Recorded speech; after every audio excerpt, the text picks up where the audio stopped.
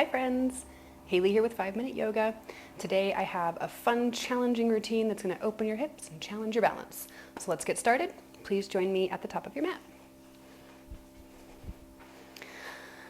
Start in basic Tadasana, feet together, toes spread, pull up on the kneecaps, point the tailbone down, raise the chest, open the shoulders and tuck the chin. Take a moment here to find your balance. And rise up. Exhale down. Inhale up. Exhale, swan dive to forward fold. Inhale, look up, flat back. Exhale, fold.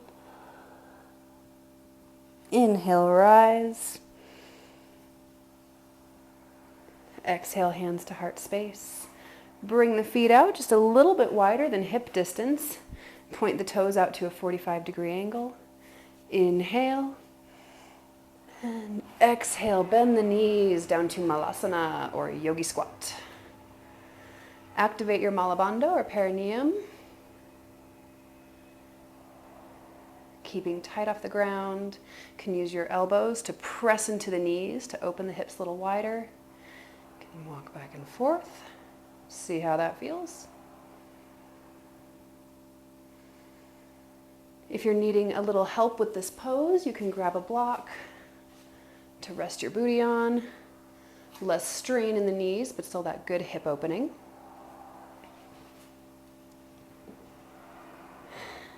Take one hand to the side, resting it gently on the ground, and take the other hand up to the sky.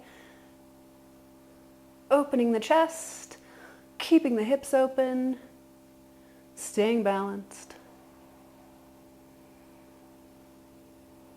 And back in. Other side. Keep the shoulder blades together.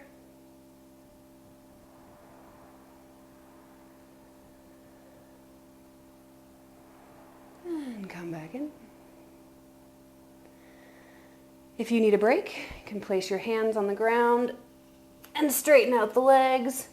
Give the hips a little wiggle, release that pose. And then come back.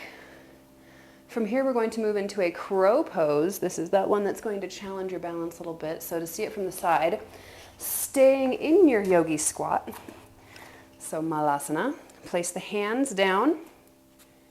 You may need a block for this one just to balance. If you need one, it's good to have nearby. Going to raise the booty, tailbone to the sky. You can bring the feet in a little. And place your knees on the backs of your arms. Really work on your Hasta Bandha or hand lock. It's all fingers pressing into the mat. You can rest your forehead on the block and raise your toes. Crow pose. This one takes some balance, might take some practice and a couple tries. You can just tap your toes if you like. If you smash into your face, it's okay. We've all been there. But play with that for just a minute. And when you've had enough crow, kick back to Chaturanga. Some people are more graceful about that one than I am. Lower all the way down to the chest. All the way prone onto your belly. Place one ear to the ground. And take a breath. Or two. Or five. Just let that crow course through your body.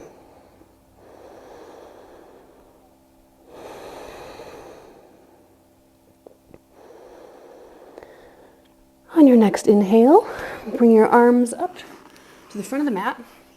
Placing the forearms down, elbows under the shoulders. Palms flat to the ground, and pull your shoulder blades back, your sternum forward.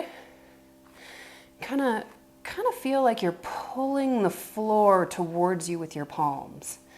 That kind of motion. Press the hips into the ground, tops of the feet into the ground. You can even walk your hips back a little bit. Create more space in the abdomen. Again, pulling the floor towards you with the forearms.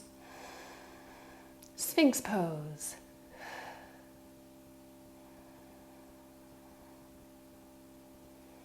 bend one knee and cross your foot over your other leg to open the hip. You can feel this in your low back. The idea is to energetically think of keeping both hips on the ground. Obviously, that's not that easy, but that energy is what's going to give you the best stretch. You can try the other side.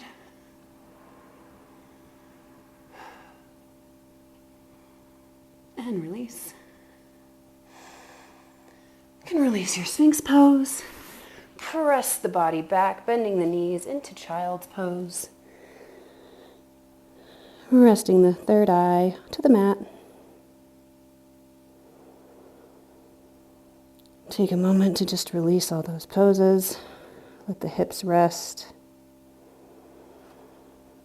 Breathe deep into the belly and the pelvic bowl. Feel all that energy flowing into that area. We do so much sitting. Our hips tend to get locked up. That energy stagnates.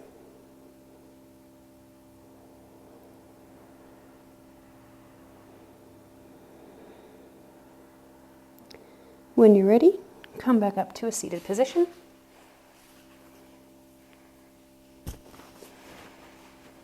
Take one or two more breaths here. Just let it all out. Take a little wiggle if you need. I always like a little wiggle. Thank you so much for joining me today with 5-Minute Yoga. I hope to see you next time. Namaste.